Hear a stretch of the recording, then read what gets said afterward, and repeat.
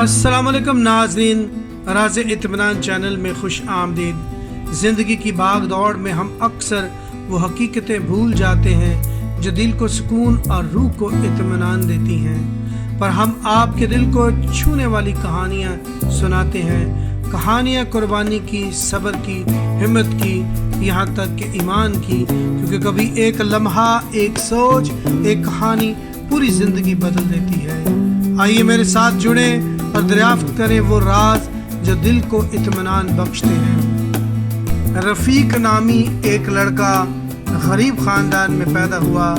सिर्फ 6 साल का था जब इसकी वालदा का इंतकाल हो गया। उस दिन के बाद इसके वालिद ने इसकी सारी कफ़ालत की। वालिद एक स्टील फैक्ट्री में काम करता था और बहुत मुश्किल से गुजारा होता था, लेकिन फिर भी इसके वालिद ने ये यकीनी बनाया कि रफ़ीक स्कूल जाए।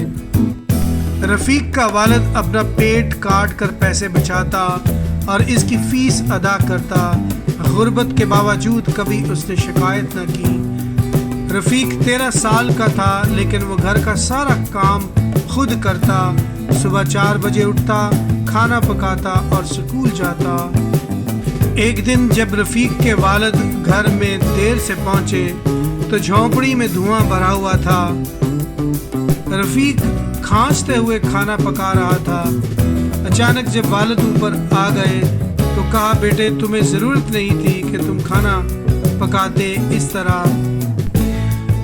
रफ़ीक ने मुस्कुरा कर कहा, अब्बा जी आप सारा दिन मेहनत करते हैं, मैं चाहता हूँ कि आप आराम करें। उस दिन दोनों ने बाहर जाकर खाना खाया। वो लम्हा गुर्बत में भी खुशी का लम्हा था। जिंदगी अचानक बदल गई। फैक्ट्री में एक दिन रफ़ीक के वालिद को हादसा पेश आ गया। भारी लोहा उसके हाथों पर गिर गया और उसके दोनों हाथ डॉक्टर ने काट दिए। 5 महीने के बाद जब वो घर लौटे, टूटे हुए दिल के साथ उन्होंने कहा, मेरा ख्वाब ख़त्म हो गया, मैं तुम्हें अब डॉक्टर बनता नहीं देख सकूंगा। रफ़ीक ने अपने वालिद का बाजू थाम कर कहा, अब्बा जी ख्वाब ख़त्म नहीं हुआ, मैं वादा करता हूँ एक दिन ज़रूर डॉक्टर बनूंगा। अब रफ़ीक दिन में पढ़ता था और शाम में घर जाकर साबुन बेचता। उसकी कमाई से वो स्कूल की फ़ीस और खाने का इंतज़ाम करता।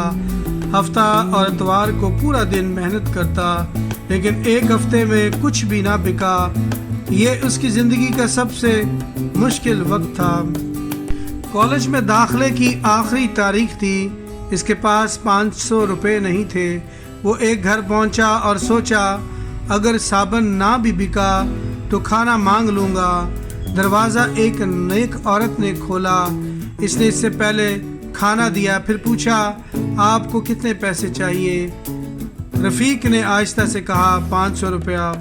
उस औरत ने उसे पैसे दिए और कहा, लो जाओ और अपना फॉर्म जमा कराओ। उसने रोते हुए उसका शुक्रिया अदा किया। सालों की मेहनत के बाद रफ़ीक एक कामयाब डॉक्टर बन गया। इसने अपना नर्सिंग होम खोला। वालिद की आंखों में खुशी के आंसू थे। एक दिन अस्पताल में एक बूढ़ी औरत आई जो आखिरी स्टेज की टीबी की मरीज़ा थी। वो अकेली थी और इलाज के अखराजात बर्दाश्त नहीं कर सकती थी, लेकिन रफ़ीक ने कहा, ज़िंदगी पैसों से ज़्यादा अहम है, फ़ौरन इलाज शुरू करो। 2 महीने दिन रात उसने औरत का इलाज किया। जब वो सेहतयाब हुई तो नर्स ने एक लिफाफा दिया। औरत ने सोचा ये बिल होगा, लेकिन अंदर एक नोट था। आपका बिल तो बरसों पहले अदा हो गया था।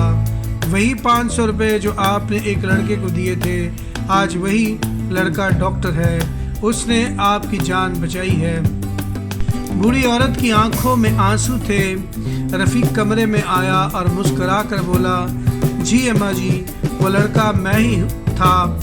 इस दिन आपने न सिर्फ मुझे 500 दिए, बल्कि आपने मुझे एक ज़िंदगी दी। आज मैंने सिर्फ आपका वो करम लुटाया है। औरत खुशी से रोने लगी। ये आंसू दुख के नहीं बल्कि शुक्र के थे। ये कहानी हमें सिखाती है कि मोहब्बत, कुर्बानी और नेकी کبھی ضائع نہیں جاتی۔